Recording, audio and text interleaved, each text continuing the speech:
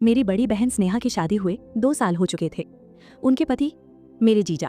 Hello दोस्तों, मेरा नाम काव्या है और आज मैं आपको अपनी जिंदगी का वो हिस्सा बताने जा रही हूँ जिसे हर घर में नजरअंदाज किया जाता है, लेकिन महसूस हर कोई करता है। मेरी बड़ी बहन स्नेहा की शादी हुए 2 साल हो चुके थे। उनके पति मेरे जीजा।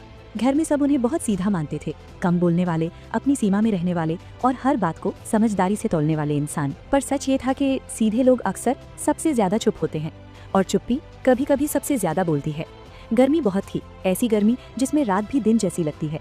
एक रात अचानक बिजली चली गई, पंखे रुक गए, कमरे की हवा भारी हो गई। सब लोग नीचे वाले कमरे में चादर बिछाकर सोने लगे। माँ बोली, आज ऊपर मत जाना, बहुत उमस है।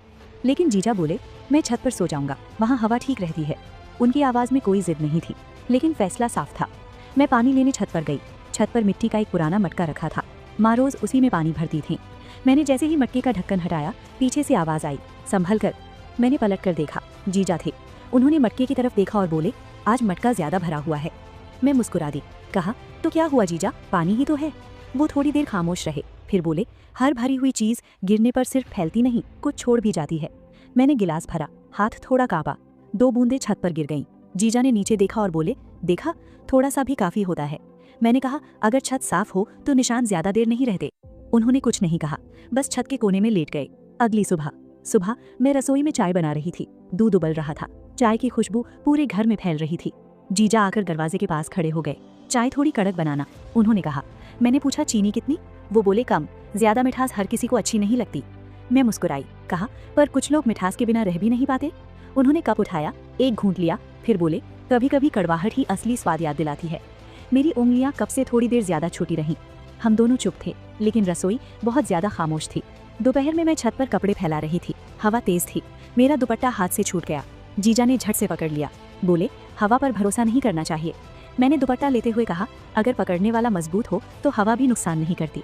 उन्होंने दुपट्टा छोड़ते हुए कहा, कुछ चीजें पकड़ में आकर भी छोड़नी पड़ती हैं। मैंने उनकी तरफ देखा, उन्होंने नजरें हटा लीं। नीचे से बहन की आवाज आई, काव्या, कहाँ रह गई? मैंने छत की तरफ एक बार फिर देखा, मटका अब भी वहीं था, भरा हुआ, शांत। जीजा सीढ़ियां उतरते हुए बोले, हर मटका फूटने के लिए नहीं होता।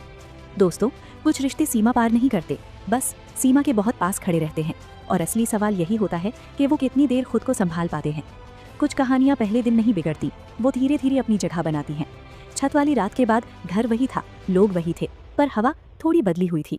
ऐसा नहीं था कि कुछ खुलकर हुआ हो, असल में कुछ हुआ ही नहीं था। और शायद यही बात सबसे ज्यादा भारी लग रही थी। सुबह की चाय, दोपहर की धूप, शाम की सब्जी और रात की खामोशी, सब कुछ पहले जैसा ही था। बस फर्क इतना था कि अब हर चीज थोड़ी ज्यादा महसूस होने लगी थी। जीजा अब भी कम बोलते थे, लेकिन जब बोलते तो शब्द कहीं देर तक ठहर जाते। एक शाम हम सब ड्राइंग रूम में बैठे थे, टीवी चल रहा था, कोई सीरियल। बहन मेरे पास बैठी थी, जीजा थोड़ी दूरी पर। मैंने देखा वो टीवी कम और आवाजों के बीच की खामोशी ज्यादा सुन रहे थे।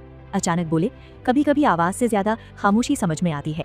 बहन ने हंसकर कहा, आप भी ना हर बात में ज्ञान दे देते हैं। वो मुस्कुरा दिए, पर जवाब नहीं दिया। रसोई का वक्त। रात को मैं रसोई में रोटियां बना रही थी, बहन सब्जी परोस रही थी, जीजा पानी लेने आए। छोटी सी जगह, 3 लोग और बहुत कम हवा। मैंने जैसे ही तवा पलटा, हाथ हल्का सा छू गया। कुछ सेकंड, कोई आवाज नहीं। फिर जीजा बोले, संभल कर, तवा गर्म है। मैंने कहा, आदत है। उन्होंने धीमे से कहा, आदतें कभी कभी जला भी देती हैं। बहन ने कुछ नहीं सुना, या शायद सुनना नहीं चाहा। उस रात मैं नींद नहीं कर पाई, छत पर चली गई। मटका वहीं रखा था। मैंने ढक्कन हटाया, पानी अब भी ठंडा था। पीछे से आवाज आई, आज नीचे क्यों नहीं सोई? जीजा थे। मैंने कहा, नींद नहीं आ रही थी। वो बोले, छत पर अक्सर वही आते हैं जिन्हें नींद से ज्यादा सोचे परेशान करती हैं। मैंने कुछ नहीं कहा। हवा चल रही थी, पर छत की खामोशी और भारी हो रही थी। मैंने कहा, मटका हर दिन भरा जाता है, फिर भी कभी शिकायत नहीं करता। जीजा बोले, क्योंकि उसे पता है उसकी सीमा क्या है। मैंने पूछा, और अगर सीमा से ज्यादा भर दिया जाए? उन्होंने बिना देखे कहा, तो दोष मटके का नहीं, भरने वाले का होता है। मैंने मटका बंद कर दिया। अगले दिन माँ ने कहा, तुम लोग इतनी देर तक छत पर क्या बात करते रहते हो? मैं चुप रही। जीजा बोले, बस मौसम की बातें। माँ ने एक पल के लिए हम दोनों को देखा, फिर बोली, घर छोटा है, आवाजें आसानी से दीवारों के पार चली जाती हैं। वो वाक्य दिन भर मेरे कानों में गूंजता रहा। दोपहर को मैं बहन के लिए ब्लाउज की सिलाई ठीक कर रही थी, धागा बार बार उलझ रहा था। जीजा पास आकर बोले, धागा जितना खींचो उतना उलझता है।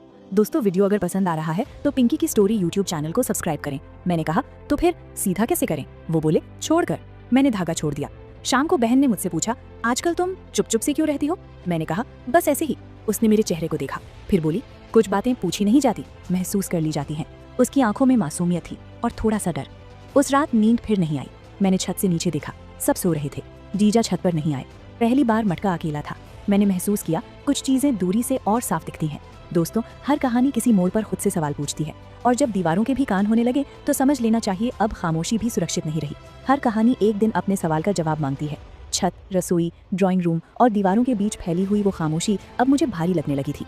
ऐसा नहीं था कि कुछ टूटा हो, लेकिन कुछ दरक जरूर गया था, और दरारें अक्सर आवाज नहीं करती। सुबह जल्दी आंख खुल गई। घर में अजीब सी शांति थी, जैसे कोई बहुत बड़ा फैसला हवा में तैर रहा हो। बहन रसोई में थी, चाय बना रही थी। मैंने देखा उसकी चाल में थोड़ी जल्दी थी और आंखों में थोड़ी चिंता। जीजा अखबार लेकर बैठे थे, पर पढ़ नहीं रहे थे, बस पन्ने पलट रहे थे। बहन ने चाय दी। जीजा ने एक घूंट लिया, फिर बोले, आज चाय में चीनी नहीं है। बहन ने हल्की मुस्कान के साथ कहा, कभी कभी बिना मिठास के भी चाय ठीक लगती है। मैंने देखा जीजा ने कुछ कहना चाहा, पर रुक गए। नाश्ते के बाद बहन मेरे कमरे में आई, दरवाजा बंद किया। कुछ सेकंड चुप रही, फिर बोली, काव्या, घर छोटा है पर बातें छुपती नहीं। मेरा दिल तेज धड़कने लगा। मैंने कहा, दीदी। उसने मेरा हाथ पकड़ा, कसकर नहीं, बस इतना कि मुझे महसूस हो जाए। कुछ सवाल पूछने के लिए नहीं होते, वो बोली, बस समझने के लिए होते हैं। उसकी आंखों में गुस्सा नहीं था, बस डर था। उस रात मैं छत पर गई, अकेले। मटका अब आधा भरा था। मैंने ढक्कन हटाया, पानी अब भी ठंडा था, पर मेरा मन नहीं। पीछे से कदमों की आवाज आई, जीजा।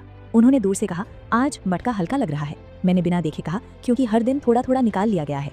वो कुछ देर खामोश रहे, फिर बोले, कभी कभी हल्का होना जरूरी होता है, वरना टूटने का डर बना रहता है। मैंने पहली बार सीधे उनकी तरफ देखा।